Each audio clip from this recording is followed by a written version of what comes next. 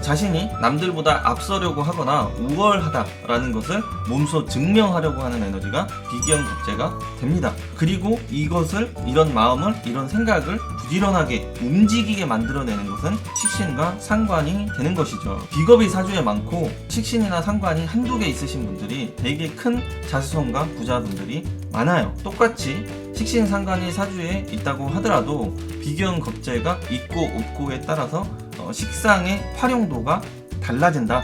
사주에 비견겁제가 없어도 대운에서 들어와주면 그 시기에 경쟁의식과 도전적인 정신이 발달하게 되면서 식상의 활동성의 에너지를 팍팍 공급을 해주는 그런 시점이 되기 때문에 그 시기에 또 성장, 발전을 크게 해나갈 수 있는 기회가 따른다. 비거 플러스 식상 구조는 예체능, 서비스, 생산, 식품, 재성 플러스 식상 구조는 앞에서 말씀드린 것처럼 판매나 영업, 홍보, 마케팅 모든 상업, 상술 활동을 하는 데 있어서 꼭 필요한 중요한 역할을 해주는 구조가 된다. 그리고 식상 플러스 관성 구조는 사주에 식신 상관이 있을 때 이것을 100% 활용해서 성공하는 방법에 대해서 알아보겠습니다. 식신 상관이라는 것은 내가 배운 것, 아는 것, 습득한 것을 표현해내고 발산해내고 드러내는 그런 통로 역할을 해줘요. 그리고 자신이 알아도 몰라도 아는 척을 할 수 있게 만들어주는 게 식신 상관이 됩니다. 그 중에서는 상관이 조금 더 몰라도 아는 것처럼 행동이나 표현을 해낼 수 있는, 어떻게 보면 천재성, 어떻게 보면 사기성, 이런 것이 식신보다 조금 더 강하게 나타난다, 이렇게 보시면 되겠고요. 그러니까 자신을 세상이나 사회나 사람들에게 알리거나 어필하는 표현과 액션이 능수능란하다, 끼가 많아지게 만드는 것이다, 이렇게 보시면 되겠습니다. 그런데 사주에 식신 상관이 없다고 이런 능력이 없는 것은 아니고요. 식신 상관이 있는 사람이 조금 더 이런 쪽에 발달이 되어 있다, 또는 이런 행동을 즐긴다, 좋아한다, 이렇게 정리하시면 됩니다. 그렇기 때문에 식신과 상관은 뭔가를 만들어서 보여주거나 뽐내는 일에 대해서 재능과 흥미, 즐거움을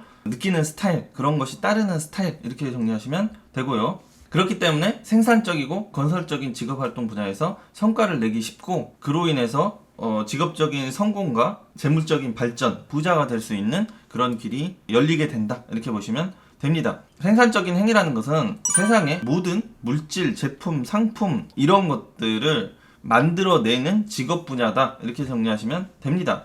그러니까 고전 시대에서는 농업적인 부분이 전반적인 그런 생산적인 활동의 많은 부분을 차지하고 있었겠지만, 요즘 시대에서는 기본적인 제조업, 농업, 식품업, 이런 것들이 다 해당이 되고요. 그리고 이제 부지런히 몸을 움직여가지고 일을 해내는, 시공을 한다든지 건설적인 행동이 필요한 직업 분야가 됩니다. 그리고 식물이든 사람이든 간에 기르고 키우고 먹이고 보살피고 보육, 복지, 봉사 관련 직업 적성이 잘 맞게 봅니다. 그리고 식상은 지속적으로 자신의 생각이나 마음을 표현하고 전달하면서 타인을 설득하거나 유혹하거나 매혹시키는 그런 업종에서도 잘 맞게 봐요. 그래서 식신상관은 사람의 손, 발, 혀, 그리고 내 손, 발이 되어줘서 일을 한다거나 일을 해주는 그런 장비, 시스템, 아랫사람, 직원, 시설물, 이런 것들이 다 해당이 되고요. 그리고 내가 키우거나 기르고 있는 그런 동물, 식물,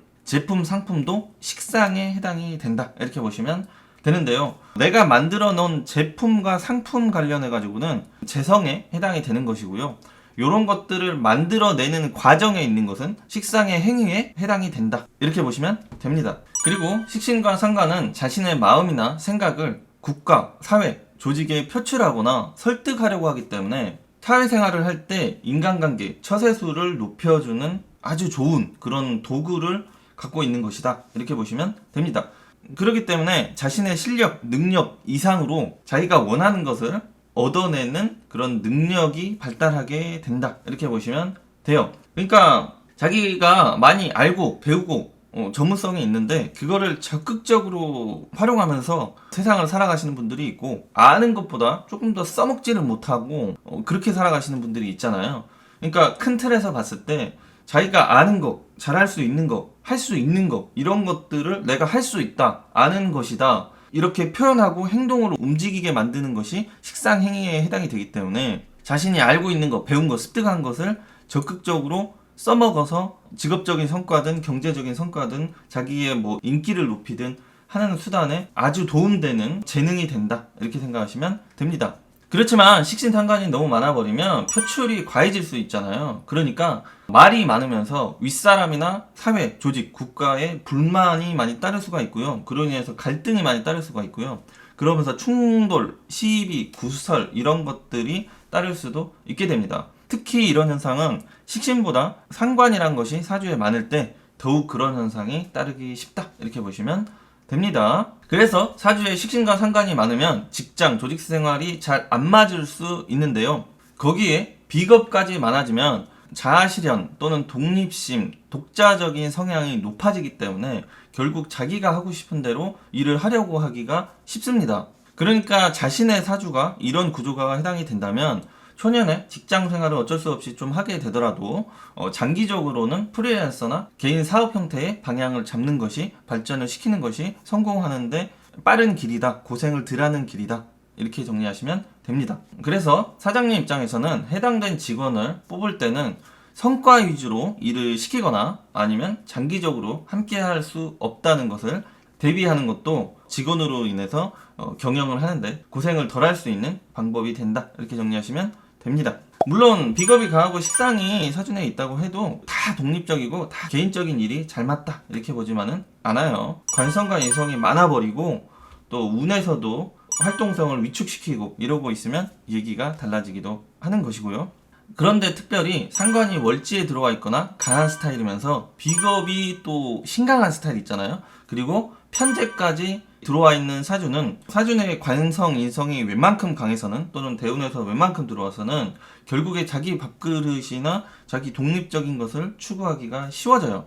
그렇기 때문에 이런 사람한테는 큰 권한을 주거나 위치를 주면서 일을 시키거나, 그렇지 않을 경우에는 오래 함께 할 생각을 버리는 것이 좋다고 볼 수 있습니다. 그래서 사람이 직업적으로 성공하기 위해서는 자신에게 잘 맞는 적성을 찾게 되면 그 직업을 오래 할 수 있게 되고, 자신과 잘 맞는 사회 참여 포지션을 찾게 되면은 오래 살아남을 수 있게 되면서 프로가 될 수 있겠죠. 그러니까 그 직업 분야에서 프로가 됐기 때문에 남들보다 업무적으로 일처리적인 능력이 압도적일 수가 있게 되는 것이고요. 그로 인해서 재물적으로 발전이 따르게 되는 것입니다. 물론 자기에게 잘 맞는 직업, 사회 환경을 찾는다고 해도 그 시점 시기에 대운의 흐름이 너무 힘들어 버리면, 인복이 부족하고 환경적인 방해가 많이 따르면 고생이 따르겠죠.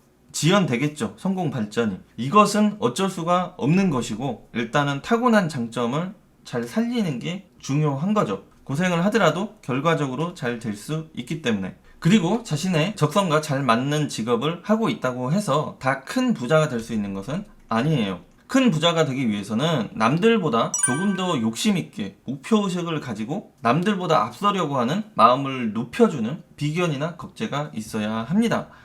그러니까 돈을 많이 버시고 자수성가하시고 부유하신 분들은 새벽에 일어나요. 4시, 5시. 근데 물론 그러지 않고 성공하신 분도 있는데, 기본적으로 부지런함, 성실함이 부자가 되는 데는 굉장히 중요하고 필요한 것이다. 이것을 높여주는 것은 비견겁재다. 그러니까 꼭 비견겁재가 없더라도 이런 마음이 있으면 잘 될 수가 있는 것이에요. 그래서 똑같은 생산업을 해도, 요식업을 해도 목표와 꿈이 크고 높아야지 성공할 수가 있게 되는 것이죠. 왜냐하면 똑같은 재능을 두 사람이 가지고 있다고 했을 때 조금 더 경쟁의식이 강하거나 조금 더 부지런한 사람이 남들보다 조금 덜 자고 덜 놀고 일찍 일어나거나 많이 움직여서 노력을 더 하기 때문에 시작은 비슷했다고 하더라도 결과는 다를 수 있게 만드는 것이죠. 자신이 남들보다 앞서려고 하거나 우월하다라는 것을 몸소 증명하려고 하는 에너지가 비견겁재가 됩니다.